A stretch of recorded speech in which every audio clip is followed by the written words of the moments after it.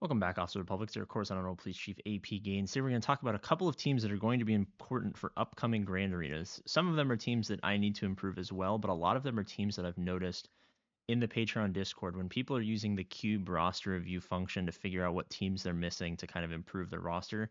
These are some of the teams that have kind of popped up more frequently than others. Here we go. Okay, so one of them is obviously just there's a lot of unaligned force users that could start propelling people into better and better situations in the later mid game and early end game. This is more of a 6 to 8 million GP player who's interested in, you know, what's Riva looking like, Inquisitors or not. As obviously I have Riva, I don't have Inquisitors. What are Cal Kestis? Yes, baby Cal Forest, your junior team, but Cal Kestis in general, whenever the fuck he decides that he magically wants to come back, that would be awesome. Capital Games. Um, and then Malikos. Malikos being kind of a flex. I mean, we're seeing him in Sirjunda teams a lot of times. We're seeing him on some GLs. We're seeing him in a bunch of weird places. But especially now that the second go around is out, Malikos is a character that this is the second time around. He was the last one, right? It was Malikos and then Bane. Or I might be crazy. I don't know. Maul is a pretty obvious one. I think a lot of people realize how good this team can be at high relics, high tenacity. Obviously, people are talking about two-man versus gas and stuff like that, but just having the ability to do, and I'll be honest with you guys, when we're punching up against larger GP players, let's say you're a 5 to 7 million GP player, having the ability, even in cleanups, to be able to dish out a lot of damage. Yes, it's nice to have this on defense or have this on offense to kind of either draw out something big from an opponent or take out a team that's particularly difficult. But even if it's weaker like mine is, it's nice to just have them in the wings. I oftentimes find myself in like a Jabba cleanup situation or a Leia cleanup situation kind of thing. And you're just like, can I blitz down with enough offense? Do I have like just enough damage to get through something really beefy, whatever that team may be? It's nice to have it. Even if it's a weaker team, you have that flexibility. If he's stronger, obviously you have a powerful team. Trey is an obvious one. I've noticed a lot of I've noticed a lot of people like having this team and then they'll like relic one person to like a low relics. And I think people are just kind of missing out on, and myself included, obviously. I mean, I have SLKR I got to finish up. I got to finish up, Cal Kestis. I got to finish up all these other teams. Um, but I'm starting to think that post UFU, I think this is probably the first team that I'm going to take to at least R5 across the board. Nihilus and Scion as well. I know that seems kind of steep, but having this team usually on defense for me, but a lot of times if you're going into the cube tool and you're doing the GAC scout feature where you can see like, you know, the percent chance that your opponent's going to do certain things, 65% of the time they like to put this team on defense, 83% of the time they put this team on offense, and you kind of use those tendencies to build your offense and to build your defense against your opponent. A lot of the teams that have been particularly challenging for me in 5v5 Grand Arena, as well as a lot of people who've been asking me for help, have been teams where if you go to counters, which is something that we're going to add as well, if you go to counters, you're noticing the top like 10 teams to use against a lot of these teams is just 10 different versions of Treya. And I don't even know that there's 10 different versions of Treya. I can't imagine what other stupid nonsense you could put with a triumvirate team with Savage and Talon. Um, but a team that probably, as you progress and your opponents are bigger and bigger, you might want to start saving for offense just because of the flexibility. But it's still a team I'm in love with defensively. But more importantly, it's a team that you kind of have to juice to the gills to get the full value out of, especially if you're applying Omicrons. Um, this is just kind of a leftover of the Bo-Katan team that keeps shoving down our throats. It remains to be seen post Datacron, like just how important this team is going to be perfectly honest with you.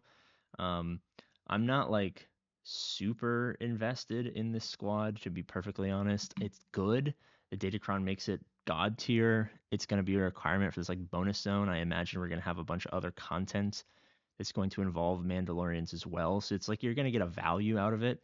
Um, but with CG's increase in backbone teams right now that are just like crazy gear dependent, it's kind of hard to just go all out for everything, especially if it doesn't especially if it doesn't like lead to anything good. Now, what I mean by lead to anything good is, I mean, well, actually, I mean, I guess she technically has the same argument as Treya and Maul and Ufus is like, I mean, well, I mean, you're getting Cal, you're getting, I don't know. What I'm trying to say is I just don't know for sure. I don't think we have enough of a sample size and not enough time sample size. I don't think we have enough players using Bo-Katan in that 5 to 8 to 9 million GP range. I don't think we have enough players to really know for sure just how important this team is going to be. And I know this is going to be like, the Inquisitors of back then, where CG is going to try to want to get us to invest in this team because of content coming out and stuff like that. Um, but it kind of just remains to be seen the direction they go. And I'm sure that, they're going to add a bunch of stuff to make this team worth it. So if it's a team you're looking at, definitely not a bad idea. Definitely a powerful team. Definitely will probably be used for PvE content at some point. Like they've pretty much said that.